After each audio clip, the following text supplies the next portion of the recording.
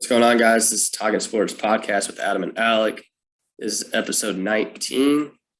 This week, we're going to go over the last four games for the divisional round this past weekend, as well as preview the conference championship round.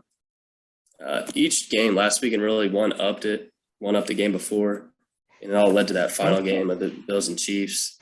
What was your favorite game besides the Bills-Chiefs game? Oh, man. That Bills-Chiefs game was amazing. It's so hard to pick a favorite, man, because they were all so good. Like you said, each game just one-upped each other. It seemed like Right. the first three games were decided on a walk-off game-winning field goal, and all the road teams won. I don't know if that's ever happened before. Yeah. Besides the Chiefs-Bills game, obviously. Right. But the first three games, not counting the Chiefs-Bills game, all the road teams won. Man, I don't know. I really enjoyed the Rams-Bucks game because I was going for the Rams, and obviously they had that big lead, and you can never sit comfortable when you're playing Brady with the lead. And they got a little too comfortable, let Brady come back. But man, Matt Stafford balled out, and Cooper Kupp put the dagger in him. That last drive was insane. Because if it went to overtime, Brady was going to win. Let's be real. Well, it would have been a coin toss. It would have came down to a coin toss. And Yeah. we'll get into that later, but Yeah. What was your favorite game? my favorite game was probably the first game, Bengals-Titans. There's just something about the Cincinnati team that I'm really enjoying. I don't know if it's the young core of Burrow, Jamar Chase, Joe Mixon. That whole team it's fun to watch, and they're really entertaining. There's something about that team. I don't know what it is, but I'm really enjoying watching them play this playoff. They're a legit team. Obviously, they're sitting here in the conference championship. For sure. And I guess since we're talking about that game right now, we'll just go over it. Bengals were at the Titans. The final score was 19-16. The main storyline going into this game was Derrick Henry returning. He didn't impact it as much as you would expect a healthy Derrick Henry to impact that game. And, Tannehill threw Three interceptions. So before this weekend, we were talking about if Tannehill could just be a game manager. Mm-hmm. Obviously, he couldn't. So, kicker for Cincinnati, McPherson. Yeah, McPherson. He is something. Did you hear what he said to Burrow before he kicked it? Yeah. He said, looks like we're going to the AFC Championship. Yeah. Kickers I have love the most confidence. ever. Man, this was a defensive battle. At halftime, it was 9-6. Low-scoring game in the first half. Like you're talking about Henry coming back. Titans fans were thinking they had this one in the bag, honestly. Henry had 20 carries for only 62 yards. And if you follow Derrick Henry at all, that's a rough game. Mm-hmm. If he's got 20 carries, he's over 100 normally. Sure. And now, yes, it was his first game back from that long injury, being out for 8 weeks or whatever. But the Bengals defense did a really good job to contain him. One thing where the Bengals kind of got exposed was A.J. Brown. A.J. Brown kind of kept the Titans in the game, I feel like. He had 5 receptions, which you're like, that's not much. But if you look at his yards, 142. 5 receptions for 142 yards and a touchdown. So A.J. Brown had a great game. And like you said, all Tannehill had to do was manage the game. He made some terrible decisions. Now, the first 2 interceptions were just great plays by the Bengals defense. Tannehill got picked off on the first play of the game. That should have been a red flag to all Tennessee fans. Like, uh-oh. Yeah. Jesse Bates just lurked him, and it was a great play. And then the second one was, I can't remember who it was, but it was tipped, and he caught it in the air. It was a crazy play. But the last interception, there was like 30 seconds left. Yeah. Tannehill, it's 3rd and 5. Throw the ball away, play for overtime. Do not force that ball where there's 2-3 defenders around that guy. It gets tipped up. Bengals pick it. 2 plays later, they kick the field goal to win. That just doesn't make any sense to me. Like, play for overtime. You're at home. You're the 1 seed. you're fine. Don't force anything. But yeah, Tannehill really lost them this game. And at this point, because I feel like Tannehill is the main reason they're not winning each year. At this point, do they see what they get at quarterback position in the offseason, whether it be the draft or if there's some free agents out there? Deshaun Watson, we don't know about his future. Could he? I mean, they've got a good team. It's just they're missing the quarterback. Rodgers, Yeah, we don't know about his maybe. future for him in a minute. Yeah. I mean, at what point does the Tennessee front office just be like, you know what, Tannehill's not our guy? He's good enough to get us to the playoffs, but he's not good enough to take us over the step. I mean, I think it's definitely time to move on from Tannehill. Like you said, he's gotten you to the playoffs, but you can't be the 1 seed and lose in the divisional round. for sure. And we'll get to Green Bay here in a little bit because they did the same exact thing. But if you're the 1 seed, you got the sky's the ceiling, like your expectations are through the roof, and then you lose in your first playoff game. That's not okay. Right. So I expect some changes to happen there. But I mean, we're talking down about the Titans, but this Bengals team is legit, man. Burrow threw for 348. Jamar Chase had 109 of those yards. Like, no one can stop Chase. And I don't know what it is, but no one can stop Chase. And he's a That beast. LSU connection, dude. Yeah, it is. They do have great chemistry from playing together in college. But, man, no one can stop this Bengals offense, it seems like. And like we were talking about McPherson hitting that 52-yard field goal. I mean, the Bengals haven't been in the AFC Championship since the 80s, late 80s, I think. So it's been like 40 years or something. I don't know. But it's been a long time. So good for them to be back in this game. And, yeah, that's all I got on that game. Oh, one more thing. My concern for Cincinnati is Burrow was sacked 9 times in that game against Tennessee. I will say Tennessee's defense is better than Kansas City's defense. I think Kansas City will still get pressure on Burrow, but I don't think they're going to get to him 9 times. I agree. But that offensive line is a problem because Burrow was going to get hurt with the hits he was taking. Proved it last year. Yeah. That's something they need to focus on in the draft and the offseason. Yeah, for sure. Next game on Saturday evening or night was San Francisco at Green Bay. And this was one where the quarterback that we said needed to be game manager was a game manager. San Fran, they didn't score a single offensive touchdown, if I remember right. No. Yeah, that game ended 13-10 on Robbie Gould, the longtime Bear kicker. Made a trip back up to Lambeau and into the Packers season again. Aaron Rodgers, he had a mediocre game as far as Aaron Rodgers is usually concerned. 20 for 29, 225. That's mediocre for Rodgers. Yeah. There's a lot of questions on his future up in the air, which we'll get to after we talk about this game. What surprised you the most about this game that you didn't see happening? I did not expect Green Bay to come out the way they did. They just played really sloppy. I don't know if it was the week off or, 49ers could just be, that good on defense, that good of a team. But I talked about last week, the key is they got to get the ball to Devontae. Mm-hmm. And they did. But if you look at the stat line, their leading receiver was Aaron Jones, who's their running back, who had like 130 yards. For them to win the game, I expected Devontae to lead the team in receiving. And the biggest surprise to me was Green Bay's special teams. Green Bay's special teams lost them this game. Now, the offense didn't help.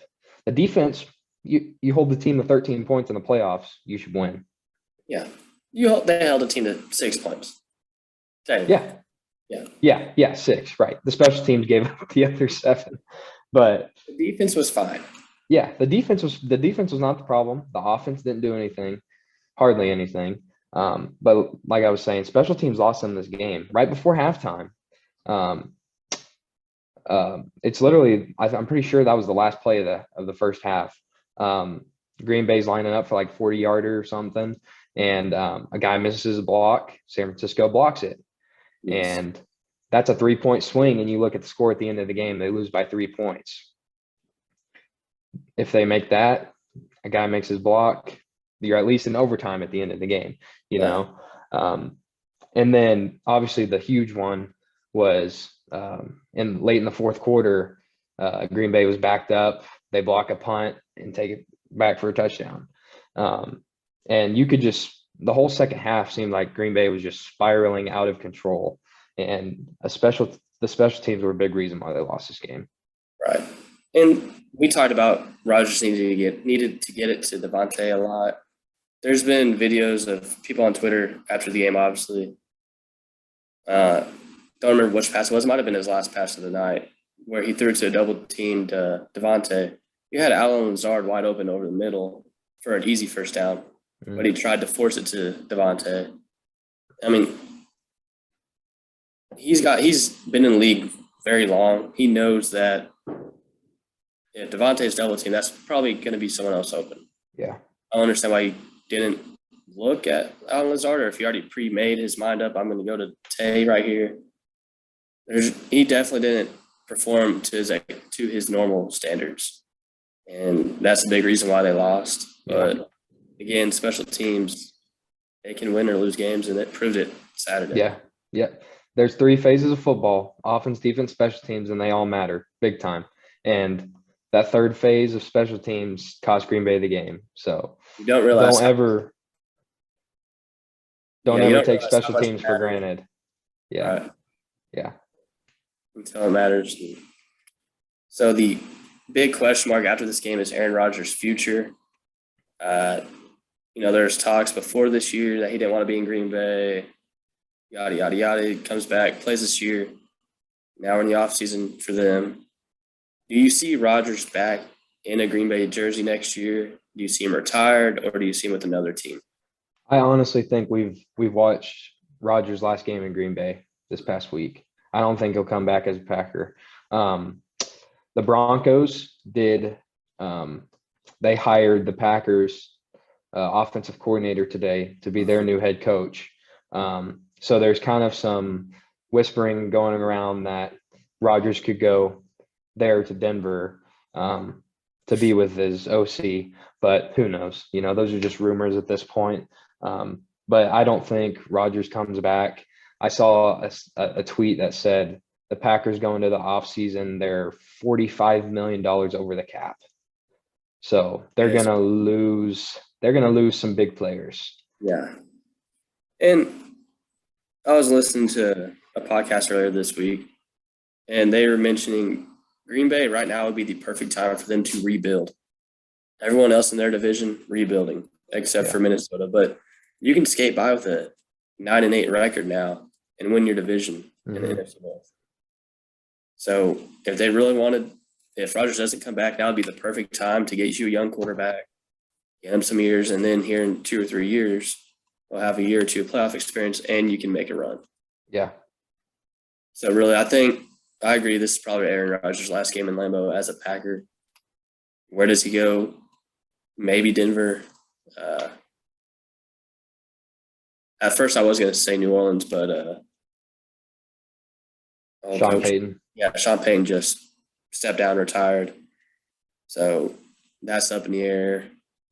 I don't know. There's a lot that's going to happen this offseason. There's a lot. And Rodgers was very clear. And I think it was the day after post-game interviews, something.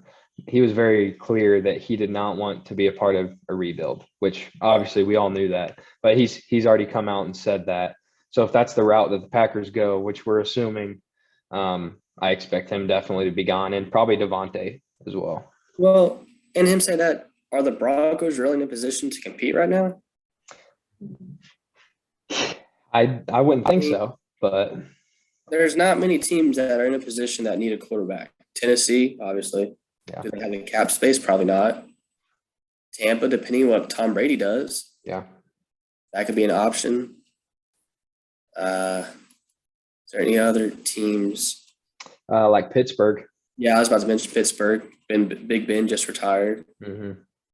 Miami's kind of in a weird – we could be a playoff team, we could not be. Yeah, I don't know if they're real contenders, but Right. anything's on the table. San Francisco doesn't really have a great quarterback, but he's game managing it. He might mess around and just earn another paycheck. Yeah. And there's not many options to go to where you're not a contender, but you're also not a true favorite to win. Right. I don't know. I mean, Washington, kind of. They have a defense. They have a number one receiver. You don't want to see I hope that does not happen. the NFC East. You don't want to see them twice No. a year. No, do not. I think it'll be fun. No, it won't be. I don't think so. No. I think it'll be fun. It'll be fun. Yeah, his future, who knows what's going to happen. But I think we both agree this is his last game as a Packer. Yeah. And that will wrap up Saturday. Sunday, we start off with a banger. The LA Rams traveled down to Tampa. They were up, 27-3 27-3. at one point. Mm-hmm. Almost pulled an Atlanta Falcons. Yeah. They managed to hold on, though, by a last-second field goal because of a deep shot over the middle to Cooper Kupp on a busted coverage. But this game was insane. I caught the second half. I wasn't home in the first half, so obviously didn't really miss much the first half for Tampa. But this game really an insane ending. You kind of feared Tom Brady wasn't going to go down without a last-second fight. And also his future is up in the air right now. Mm-hmm. Stafford, we talked about which Stafford you would get. Well, we obviously got the good one. Mm-hmm. 28 for 38, 366, and 2 touchdowns. Cooper Kupp proving why he's one of the top 5 receivers in the league right now, 9 for 183.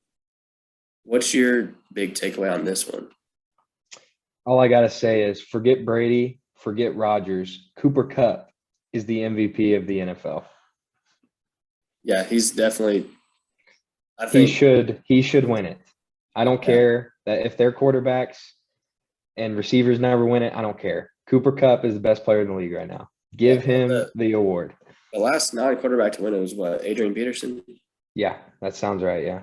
So it's been a while because that was back in 2010? Yeah. I don't know what year it was, so it was around that time. Yeah, it's been a while. It's been quarterback after quarterback after quarterback, which it is a passing league, so it makes sense. But Cooper Kupp has definitely had a year for the records. And, man, he proved it even more on Sunday. Like you said, the Rams had a 27-3 lead. The first half was just dominated. The Rams defense was getting so much pressure on Brady. Brady wasn't comfortable.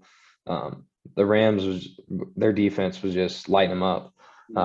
Obviously, they kind of let up in the third and fourth quarter because the game was tied at the end, and we all thought it was going to overtime. But the two big plays, obviously the two biggest plays were at the very end of the game, that last drive. When in doubt for Stafford, we said he needed to have a big game, and he did. When in doubt, who are you going to throw the ball to? You're gonna find Kupp, right? In the most important part of the game. The first pass before the 60-yarder, it was just like crossing route across the middle of the field. He finds Kupp, and just Kupp's football IQ. They don't have any timeouts. He sprints to the sideline and gets out of bounds. And there were two guys right there who could have tackled him in bounds, but he did everything he could to get out of bounds. And that was just a brilliant play. He knows what he's doing.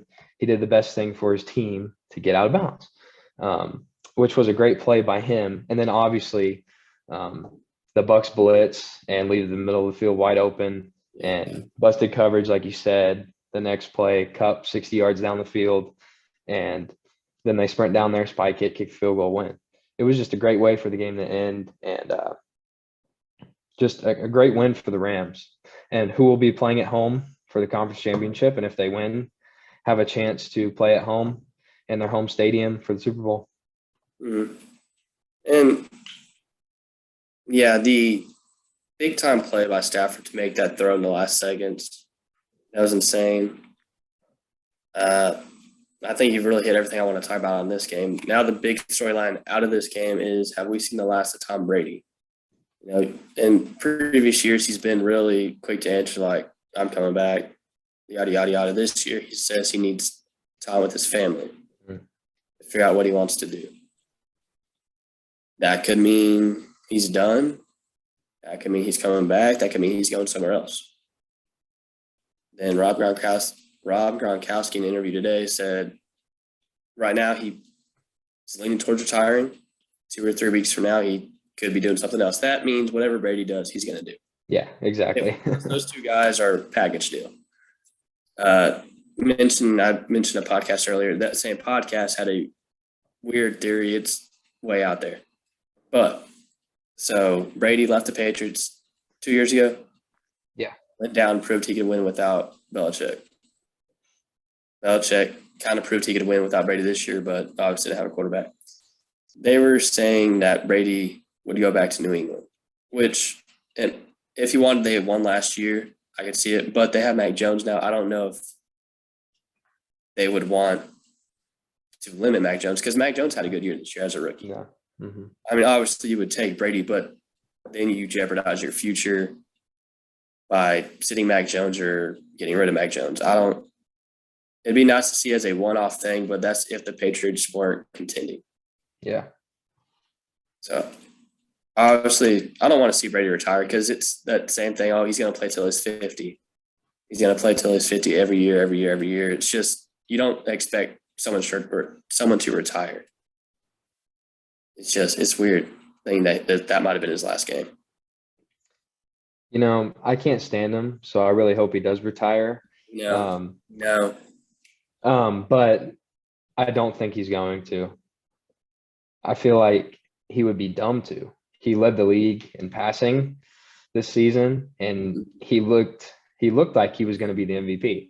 Like I said earlier, it should be Cooper Kupp, but he led the league in passing categories. Had an MVP level season. I don't think he's going to go out on that. I think how he wants to go out is with another Lombardi. And I think that'd be the smartest way to go out, win a ring, and then go out and do like what Peyton Manning did. Now, I know you don't like the guy. Very strong dislike towards Tom Brady. On the flip side, have you watched any of the Man in the Arena documentary on him? I haven't, for the sole reason that I can't stand him. I'm not going to lie. Very excellent documentary. Very, very interesting to see what his process has been his whole career. That 2007 season, I believe, when they were 18-0 going to the Super Bowl and lost to the Giants. He basically said if they would have went undefeated, he doesn't know if he'd still be playing. Because that's literally the last thing he has not accomplished. Yeah. Multiple MVPs, multiple Super Bowls. I mean, you ask him 3 years ago after the Falcons come back, he's probably done if he had that undefeated season. Yeah. So he's always going to be a competitor. I think that's going to be like what he wants. But also in that podcast, he said that he wants to do what his kids want to do. Mm-hmm. And his kids love up north. So if he doesn't return to Tampa, maybe he goes somewhere north, which Big Ben just retired. Mm. Pittsburgh's a decent option. Yeah. A strong defense. Chase Claypool, who's not there IQ-wise. You got Najee Harris, James Washington, Deontay Johnson. You got options. It'd be weird seeing him in a Steelers uniform after rivalry games. But yeah, who knows what his future holds. I hope to see him back in the fall. You probably don't. I mean, honestly, he's got nothing else left to prove. Like you said, the only other thing would be the undefeated season. But nowadays, that's not going to happen. Yeah, that's an extra game than what it was. Yeah. I feel like he would want to go out on top, but he's proved everything. There would be no reason to come back if he doesn't want to. So. The greatest quarterback to ever do it. Yep. Well, now we get to our last game, the big game, the game that we talked about for a solid 10 minutes last week. Yep. And the game we talked about going to overtime last week before it happened.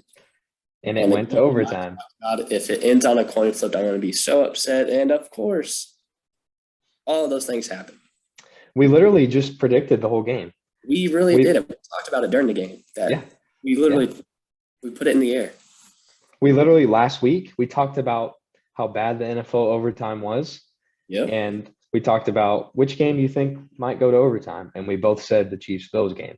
It's gonna be high scoring. Chief Bills. Yep. This game was insane. Oh my goodness. Everything.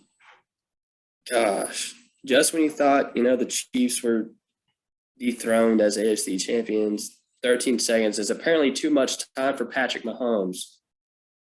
13 seconds, dude. It's ridiculous. Sorry. Dak Prescott had more time to slide than Patrick Mahomes had to get a field goal. They also had 3 timeouts. I mean, had to throw that out there because that's the main thing that's going around. But 13 seconds to go wasn't 75 yards because how long of a field goal was it? 46? They went about 50, 60 yards. But 13 seconds on 2 plays. Yeah.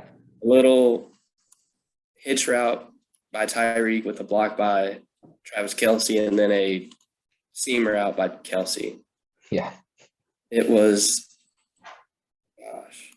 The Bills defended that terribly. Honestly, though, when the kickers aren't out there, I thought he was going to miss it. Yeah. It just kind of had that feeling of Mahomes did this, but the kicker's about to blow it. The kicker has been too good all weekend for him to finish it like this. And sure enough, he made it. Man, my heart goes out to Josh Allen and the Buffalo fans, man. Back-to-back years, losing heartbreakers. On his face on the sideline was insane.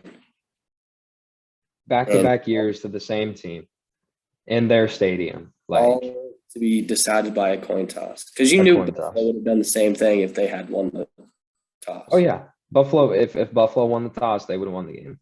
They need to fix it somehow. Whether it's both teams get one guaranteed and then it's sudden death, or you put X amount of time on the clock, play a full, say 10 minutes. Whoever's leading after 10 minutes wins it. Whatever it is, they need to do something because the Chiefs have been involved in the last 2 overtime playoff games that have ended on that. Yeah. It's insane.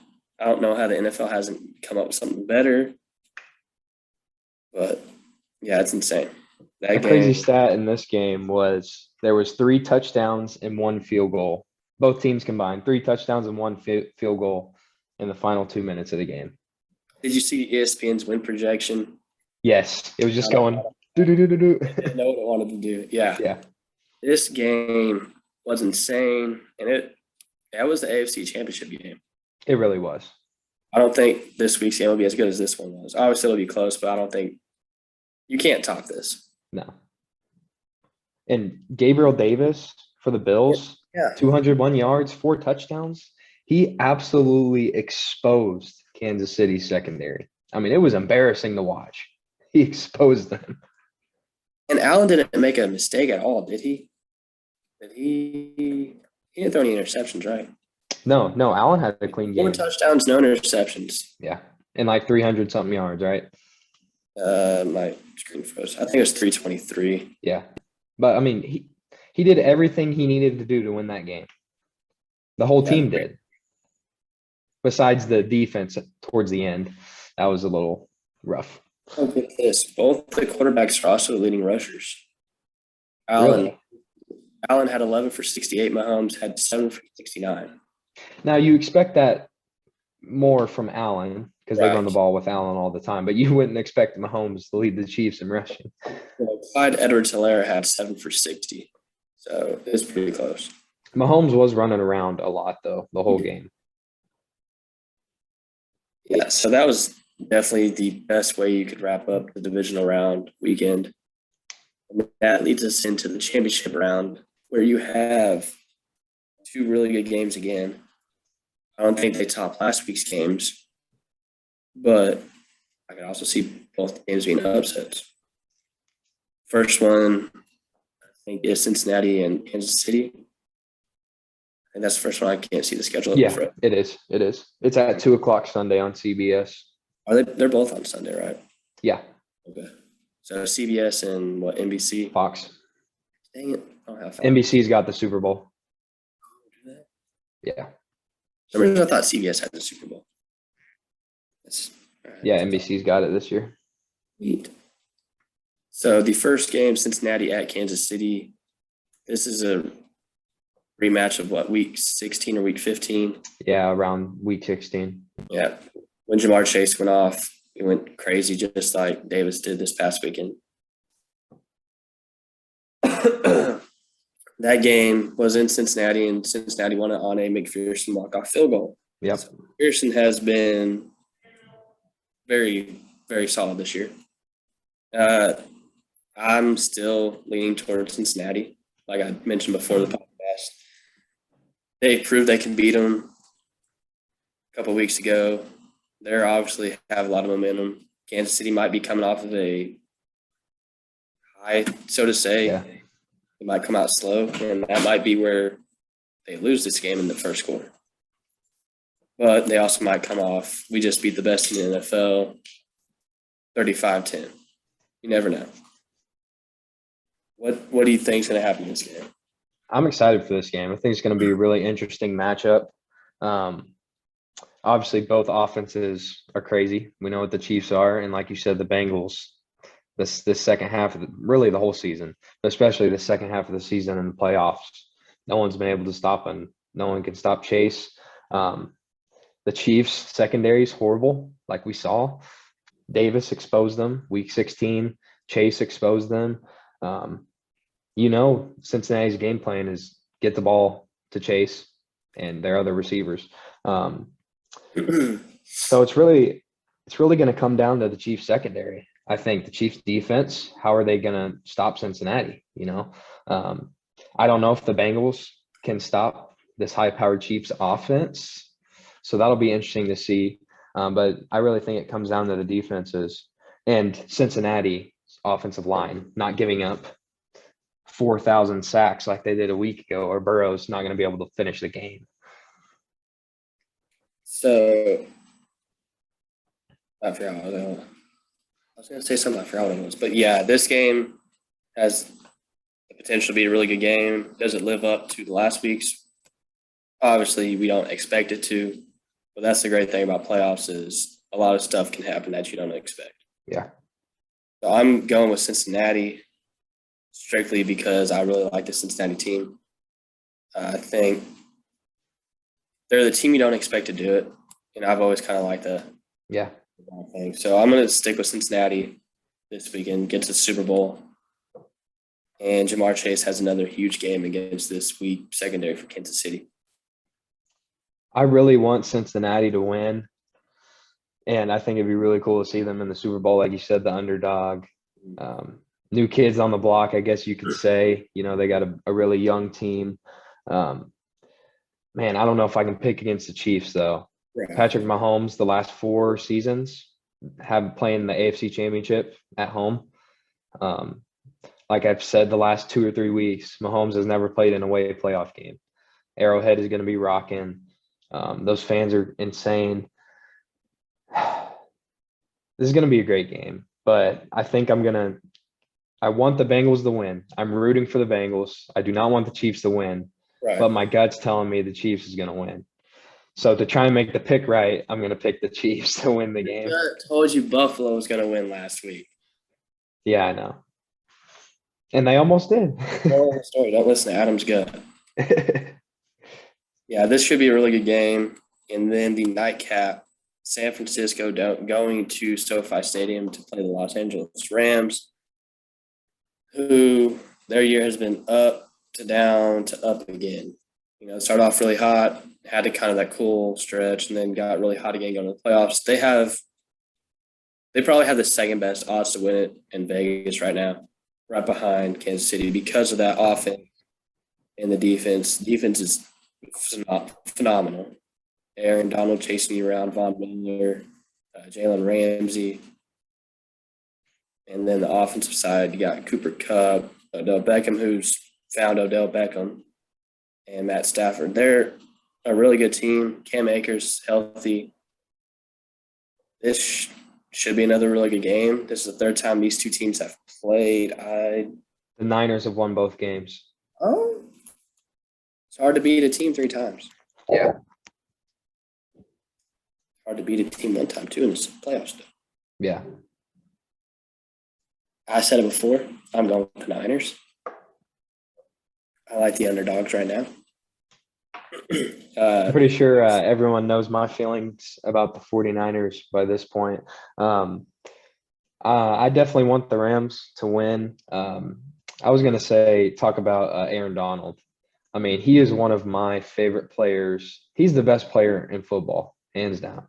Most dominant, most physical, strongest. And he's honestly one of my favorite players to watch. And just watching him last week against just the Bucs O-line and just tear them to shreds. Every play he was getting pressure on Brady. So I expect him to do that again. I think it'll be cool to see if he lined up like at a 5 technique on the tackle and him and Trent Williams went at it. Trent Williams, one of the highest graded linemen of the year, and then obviously Donald. So that could be a fun matchup to watch out for. But like you said, the Rams defense is incredible. I still don't believe in Garoppolo. He's just sitting there managing the game. That's all he has to do with this defense. All he has to do is manage, because San Francisco's defense, we just talked about LA's defense. San Francisco's defense is nothing to laugh at either. Yeah. You got Bosa, Armstead, a couple other guys. I lost their name just now, but two really solid defenses going at it. And the offenses, obviously you lean towards the Rams, but Deebo Samuel could single-handedly win this game for this San Francisco offense. I think can you get Deebo the ball? Yeah. I think obviously that's going to be a focal point for the Rams is contain Deebo and stop the run and try and make Garoppolo win the game, because he won't if it's all on him. But the Niners secondary, I would say, is the weak point of their defense.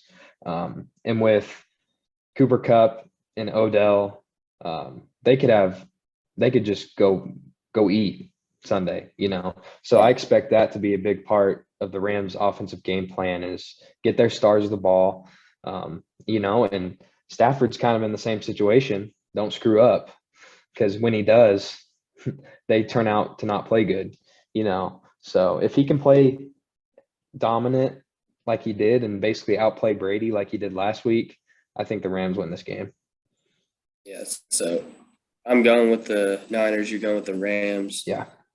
And we split on the AFC as well. So we both got two different Super Bowls. It should be should be two really good games this week. Obviously, I don't think they're going to live up to the hype last week, but we didn't really think all four of those games would be decided by a field goal. Minus Right. that. So who knows? Obviously, you got a interconference game on the NFC side, or interdivision, I guess. And then two teams that have played just 5-6 weeks ago on the other side. It's interesting to see that both sides, AFC, NFC, both of these teams have played in the regular season. It's not like a brand new team. They've both played each other. Obviously, the NFC, Niners, Rams are in the same division, so this is their third time playing. Bengals, Chiefs have just played once. Like you said, going to be a great weekend of football again. Should be just as exciting as last week, I would think. I really hope the Rams win, because it'll be the first time in NFL history that they play a conference championship at home and then the Super Bowl at home. So that would be awesome. Orlando last year. Yeah. Yeah, that's right. Yeah, that's weird how last year was the first year it happened, and now it's the second year in a row that you have a potential to win the Super Bowl in your home stadium. Crazy. Is there anything else you want to talk about before I bring up something that we didn't discuss yet? I think that's all I got. Next week, we'll talk about Super Bowl. For sure. So, this podcast, we usually just talk the three big sports of America being baseball, football, and basketball. However, the FIFA World Cup qualifying is going on right now. They've already played 8 games tonight. Tonight is the 9th game. USA won tonight, 1-0 over El Salvador. They will have 18 points once they update these, which will be second in their group. They will be if I'm reading this right, 1, 2, and 3 qualify for the World Cup. So right now they're sitting pretty because Canada, I believe, won tonight. Who's first? Yes. Canada and USA will be first and second. Canada with 19 points, USA with 18. And then Mexico and Panama are at 14 points right now. What did they do? Mexico won, and Panama is currently losing. So if Panama loses, the USA will have a 4-point gap to that fourth place spot, which is, we don't talk about soccer much, but when it comes to the national soccer team, I like the USA here. Yeah. Even though our men are normally terrible. Christian, listen, okay, we got a little bit of a future here. So we'll give them a little bit of congrats on winning tonight. Yeah. I believe they have 5 more games after tonight. So that, and then the big news out of baseball, my boy, Big Papi, David Ortiz, inducted to Cooperstown Hall of Fame. His stats over the 20-year career that he had, most of which was in Boston that he's known for. He had 2,472 hits, 541 of those being home runs, 1,768 RBIs. If you want to look at stolen bases, he had 17. Big guy can run a little bit. A career batting average of 286. Show me something about clutchness. There's nothing to demonstrate how clutch the man was. Yeah, especially in the postseason. David Ortiz, my guy, big Boston fan. He brought us 3 World Series rings in his time with Boston, 04, 07, and 13. He gave the infamous speech after the Boston Marathon bombing. This is our bleeping city. You cannot hate the guy. No. David Ortiz, loved by many, feared by many. Yankees hated him, but they also loved him. This man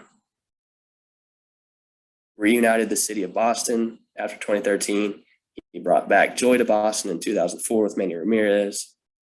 And this dude, the Farewell Tour, I was lucky enough to see him in Arlington his last year.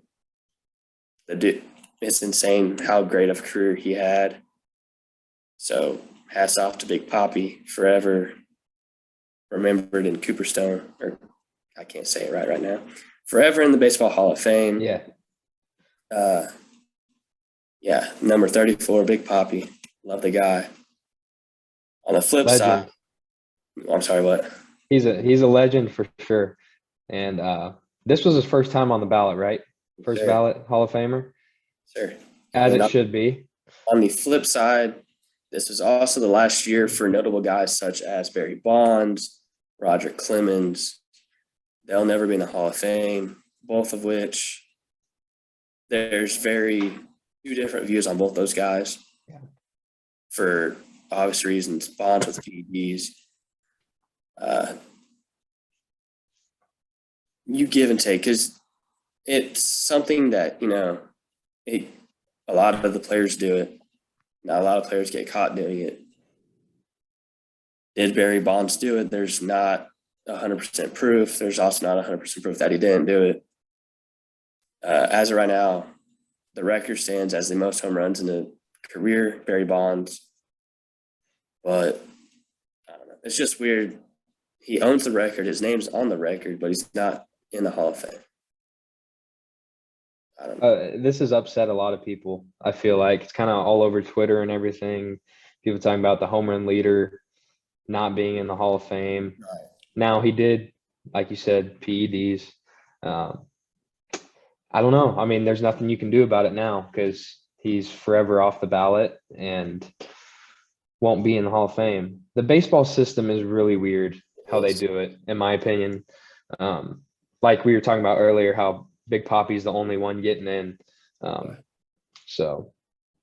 And what's the criteria for the other major sports, NFL and MLB or NBA? Do you know what theirs are? I do not. I know you have to be out of the league a certain amount of time. I think the NFL is 5 years. Yeah, I'm pretty sure the NFL is 5 years. And then, man, I don't know. There's some kind of voting system, obviously, Yeah, we need to look at that. I don't know the official voting process for those two, but the MLB is definitely the weirdest Yeah. voting process there is. But either way, my guy David Ortiz got in there, so I'm happy for him. He deserved it. Well deserved. A phenomenal career, restoring Boston to dominance in the baseball. Love to see it.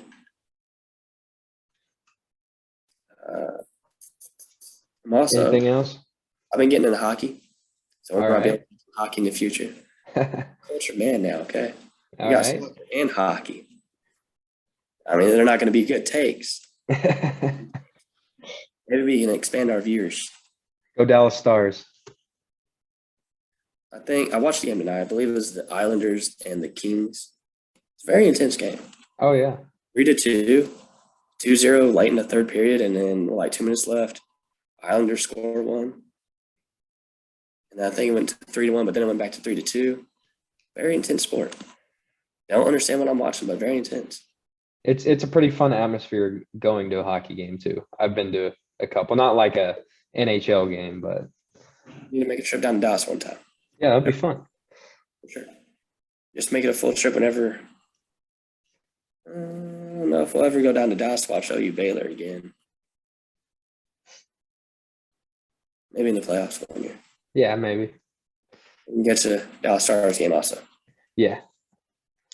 Yeah, but I think that's all we had to talk about this podcast.